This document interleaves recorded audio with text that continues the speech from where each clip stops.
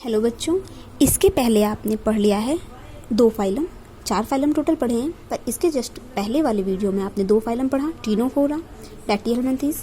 अब आपको अगला पढ़ना है एस्केहेल्मिन्थेस फाइलम। एस्केहेल्मिन्थेस जो फाइलम है, इसमें भी वर्म आते हैं, लेकिन वो वर्म फ्लैट नहीं होते हैं, राउंड होते हैं। यानी इसमें फ्लैट वर्म ना आकर के एग्जाम्पल जितने भी होंगे वो सारे राउंड वर्म होंगे।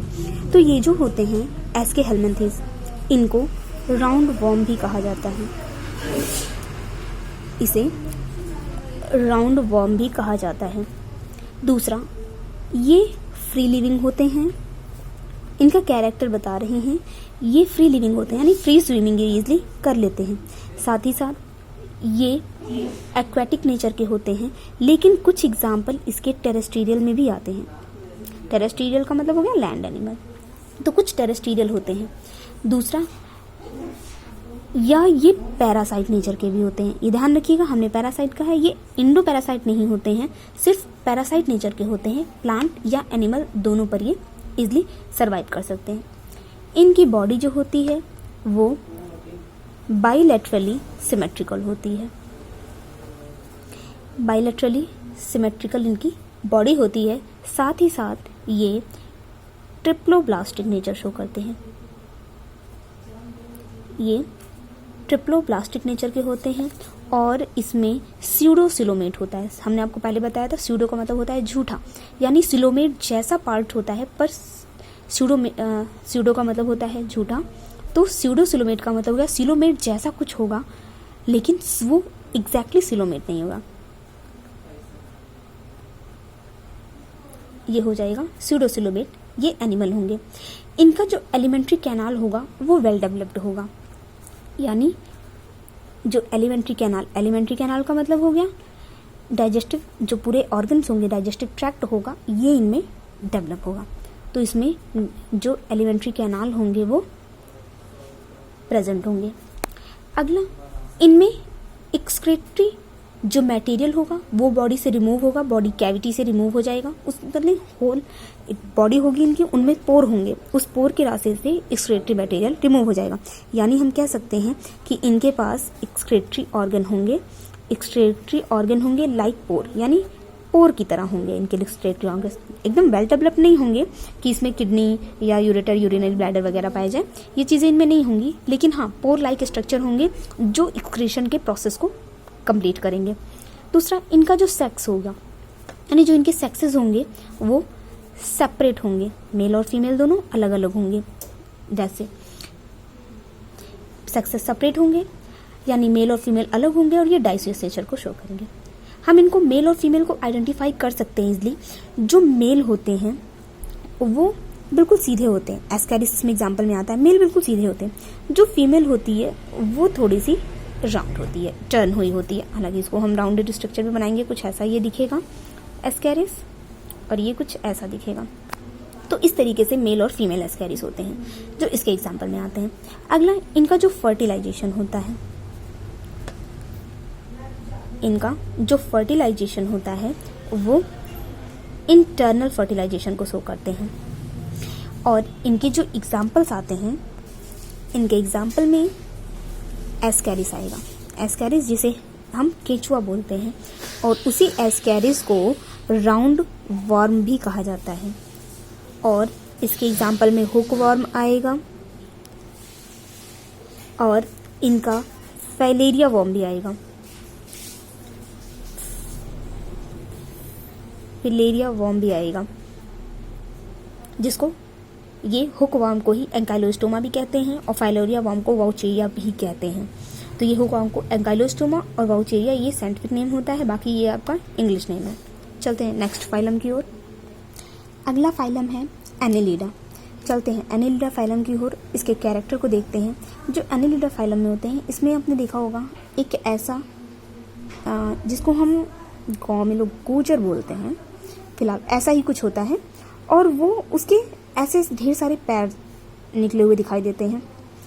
ये जो इनके ये मैक्सिलरी पिट्स होती हैं, ये दोनों साइड इक्वल होते हैं, लेफ्ट और राइट साइड, एक तरफ 50 तो दूसरी तरफ भी 50 होती है। फिलहाल वो नेरीज कहलाती है।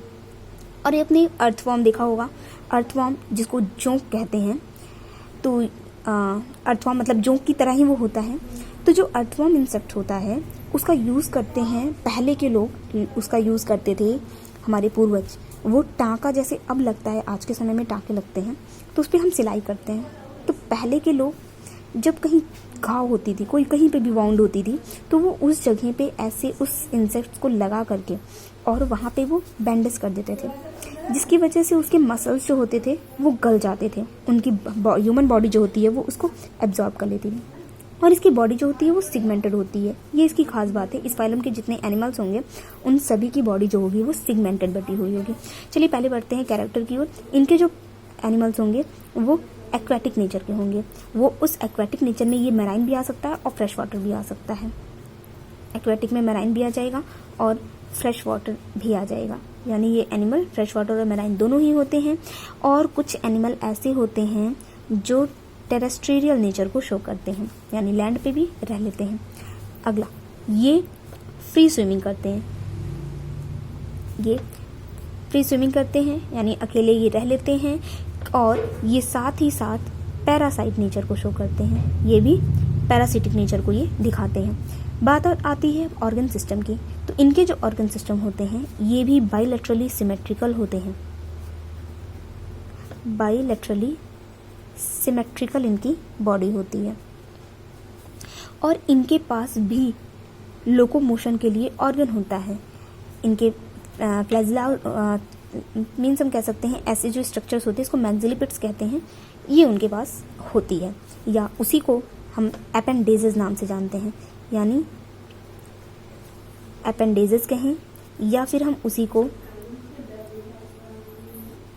पैरापोडिया कहेंगे, और ये होगा लोकोमोशन के लिए होगा। ये लोकोमोशन के लिए ऑर्गन इनके पास होगा।